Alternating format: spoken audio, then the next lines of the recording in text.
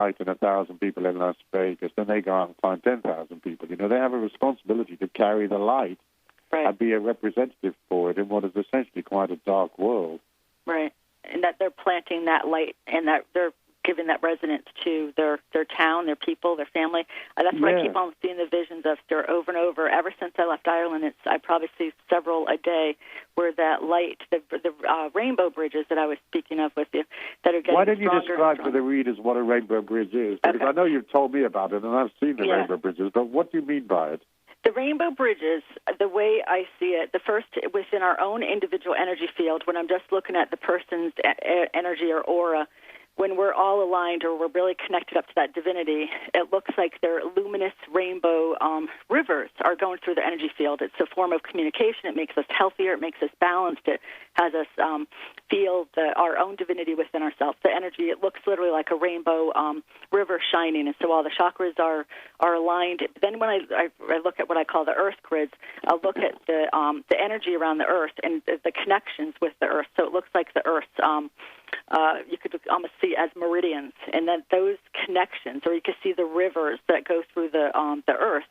All of a sudden, they started turning rainbow to me last year. And when I saw them going from gold, which I saw since I was a little girl, this connection, again, it shows our interconnectedness and our divinity. And so when they went from gold to rainbow, to me, what it showed to me is that the light was coming down more. We were raising our light more, which shows all the different rainbows, all the different, you can consider it the connection to Archangel Michael could be blue, and the green could be Lord Shiva, and all the different colors have a different frequency that's connected to a different energy. And so when the rainbow came, I really saw that the connection within all of us. And so as the earth increases, the rainbow bridges, and so that the bridges are looking bigger. It looks like the rivers are tripling in size. The tubes are getting big, because I see everything as tubes. And so then when that goes around the earth, then I see that what I call the universal or the heaven communication. So we're literally becoming the bridge. The humans are becoming the bridge to be able to stand on the earth and feel the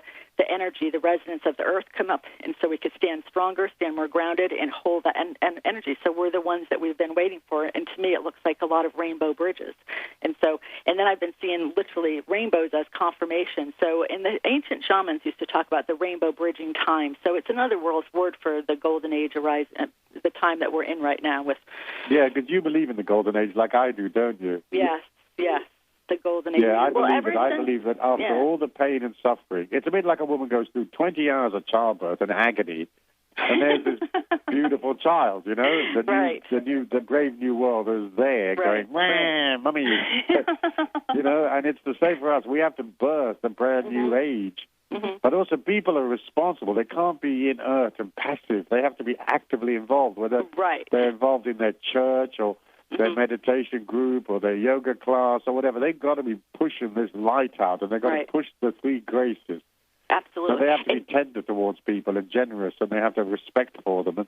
And they mustn't have anger or bitterness or rancor or any of the other stuff. You know, they have to push the light and don't pretend. Right. And, you know, Stuart, that's a really good point. I used to call it like the people that on Sunday, I remember when I was raised as a Catholic, I'd go to church and I'd see the people's energy fields on Sunday. Sometimes they reeked of alcohol. I know my own parents did. And the people were just all like, they drag themselves there. So we just can't do this just on every Sunday, just when we go to our groups and feel good, or when we go to our yoga classes or go to our meditations, or even go to gigs and feel good. This is something that we have to carry daily, right? Yeah, everybody's got to carry it. And everybody has a little small part of it. Absolutely. To heal themselves and then to take the light out. And that's a really important message. It's not just, you know, lie down and I'll pee you a grape and fan you. You know, you've got to get up and then do something yourself personally, you know? Right. Everybody's entitled to fix their families, their loved ones, their church members. I mean, not infringing on anybody, but just being there, and you smile at the lady at the post office, and you smile at somebody at the office that you can't stand, and you bring them a cup of coffee, you know, and you absolutely detest them, and the person's tormenting you, but you're still kind to them, you know? Right. And that's what the brave new world is. It's kindness, it's tenderness, it's warmth towards each other, and it's very much tribal, and it's camaraderie, and it's friendship, and it's soulmates, and it's people of like mind, and it's an energy field that you can belong to, but without it's effortless, really. You just rock up and belong, you know? Absolutely. And part of the Rainbow Bridge increasing, when you did the example of the person bringing the coffee to somebody that they didn't really connect to at first, I would see a bridge, a tube going out of their heart to the person, and that they're making that connection, a heart-to-heart connection, and it looks like it activates it, or it almost looks like when somebody goes and they tap their heart, and it opens up their heart chakra. So, we've seen those tubes a lot, you know. I mean, you see them a lot on ayahuasca. Mm-hmm. You know, I've been involved a lot in promoting ayahuasca around the world. I mean, and, you know, it's an Amazonian brew, and you drink like maybe about 30 mils of it, which would be like a kind of a shot glass, really, I suppose. Mm-hmm. And you begin to see these inner worlds, and you see this parallel dimension, and you see beyond the matrix. Right. So, you know, like you can read a book about angels, and you can kind of tell that the writer's never seen an angel, but on ayahuasca you'll see the angels. You'll actually see. They're not exactly what you expect them to be like. I mean, a few of them have flappy wings, but most of them are like this vast body of light and geometries and stuff, you know? Absolutely. But and that's it. So, you know, that's the other thing is that people want to see, and they just got to, you know, they've got to be brave enough to go and take the ayahuasca and attend one of these shamanistic ceremonies. I mean, we run many, and you just click on my site and on events, and you'll see the ayahuasca ceremonies we run. But like, I've been involved, like, I don't know, I think I've taken about 5,000 people to ayahuasca in South America and Holland and places where it's legal, you know? Yeah. Well, Stuart, you were you got me to the ayahuasca gig from I trusted I've reading you for years and your books and having... and was it scary for you, or was it okay? You know what, Stuart, for me, when I went to Ecuador, it was... And that's I happened to go when Chris Krupchak was there, and so it was so confirming for me. At first, I was, of course, a little bit intimidated. The hardest thing for me was getting the drink down. To be honest, it doesn't taste great, does it? It doesn't taste the greatest. But then there's tricks that you put the mints in your mouth and all that. And so, my first experience was very, very celestial, and a lot of people are afraid of throwing up and all that stuff. But it's not how people explain, when you hear the horror stories of having, all this bodily functions. I mean, sometimes you can get a little sick, but you want to get rid of that stuff. So my first experience was really excellent. I've had my hell experiences, too, where I saw the shadow part, but on a whole, when I watch people's energy fields from the beginning of the week going there and to the end, I think it's worth, 20 to 30 years of therapy for people. I've heard of people going in there. Yeah, you know what? I was talking to this lady from New York, right, in Ecuador. I don't know if it was the same gig you went to, because I've been to 20 Ecuadors. Yeah. But she was telling me that she's been in therapy 10 years in New York, seeing a therapist every week. I mean, God knows how much money the poor lady spent, like $100,000, I'd say. Yeah. And she told me that after she took the ayahuasca, within an hour or two, she'd solved all her problems. There you go. The reason why is because, ayahuasca has mild amounts of DMT, and it goes into your brain. It fixes the serotonin levels, and the whole medicine is so magical that suddenly she was beyond all of her therapy. She realized she didn't need it anymore. And I told her, well, look, keep drinking this stuff a few more times to be sure that you're past any sort of psychological or even psychiatric troubles. Right. And because, like Gypsy heals depression. It's famous for that, Yep. because of the fact that it realigns the serotonin levels and the uptake of serotonin in your brain. Absolutely. So, I mean, it is a fantastic thing, and I was so lucky that I fell into it. I mean, I met this shaman in Australia called Darpan by complete accident at a little cafe at the back of Byron Bay, Oh, and he invited me over to his house. What? Is that how you met him? Yeah. And he said, Stewie, I said to him, listen, do you happen to know these two people? And, Arms and Samet, they were sannyasis, He says, yeah, they're coming to my house for a drink tonight. So he says, come along. And I went along, and I thought I was going to have a few beers. And he had this unbelievable, Maloka temple built in his garden. It was unbelievable with wood and marquetry. And before I knew it, I was sitting, and he gave me a glass of ayahuasca. I thought I was going to have a Heineken or something, And that was my first journey. I've done 207 journeys since I met him. Wow. Yeah. That must have been quite the shock. And was your first journey, did you also experience a lot of, how was your first journey? Well, it was fairly difficult, to tell you the truth, because I suppose I was, very wrapped up in myself, probably. Even though, I've never really been hugely into self-importance or ego trips, but, you're wrapped up in your life and your wife and your kid and making money. And so I had to kind of unravel all of that on the first journey. But the second journey, I started seeing the golden light.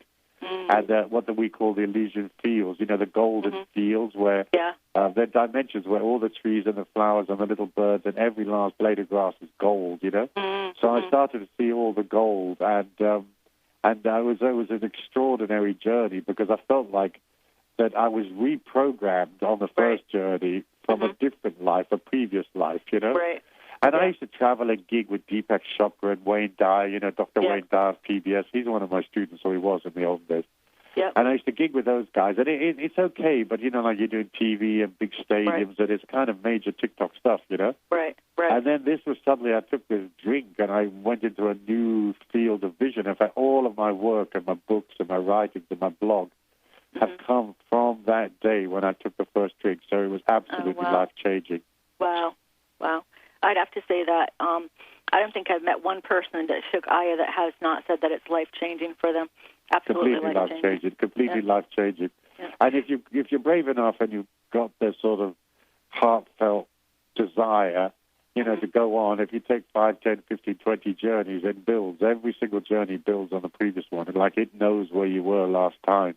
Absolutely. And it takes you there, Yeah, that's what I've noticed. Yeah, it's like a course that you go in and you just get your next teaching and your next teaching. And she's such a divine planet that she has her internal, she knows exactly where to take you every single time. It's just so perfect. Exactly. You can't control it. Unfortunately, ayahuasca in America is not legal. Otherwise, we would have we'd have a sort of a system there or a little temple or something. But it's not legal in America. But hey, people can go to Ecuador. They have to go to Holland for it to be legal. I know that there are ayahuasca ceremonies in America, but they're sort of, like on the quiet. I don't think they promote themselves. Right. You kind of have to go to one somewhere and then get into the know. Yeah, that's what I think most people do. They go to somewhere where it's legal, and then they'll find out other gigs around. There's a lot of... Yeah, because I've heard of gigs in Holland, Portugal, Italy, Switzerland, England, Ireland, but then it's not necessarily 100% legal in those places. But once you know the shamans and you know the people, you can get a private invitation, Right, exactly. Like in the United States, I don't know, it's in Santa Fe, I know of a group in Santa Fe and so forth, So hopefully the laws will change and they'll allow it. But, it is extraordinary. Every book you've ever read goes out of the window about 20 minutes after you drink that cup, Including all the Stuart Wilde books. Yeah. It does. It absolutely Because, it's no disrespect to the great writers, and a lot of them have been my friends, like Deepak and so on. But, until you can see, you don't really know what you're talking about. You're writing from the Ayurvedic teachings, or you're writing from the teachings of Gautama Buddha, beautiful teachings. But, hey, you want to see an angel? Here, drink this, and you'll see it, You want to know what the hell worlds look like, because it's part of people's education to see everything and to understand it all, Absolutely. And that's another thing where a lot of times people say to me, oh, I wish I could see like you see, I wish I could see. And the ayahuasca is a great way to open up the perception. Absolutely, a fast way to open up the perception. It's so 30 years of meditation in one glass, as you say. We're going to go to our next break, Stuart. So you got a couple minutes to go get some water. You listen to the Kerrie Show with Stuart Wilde, and we're going to a break. We'll talk to you soon.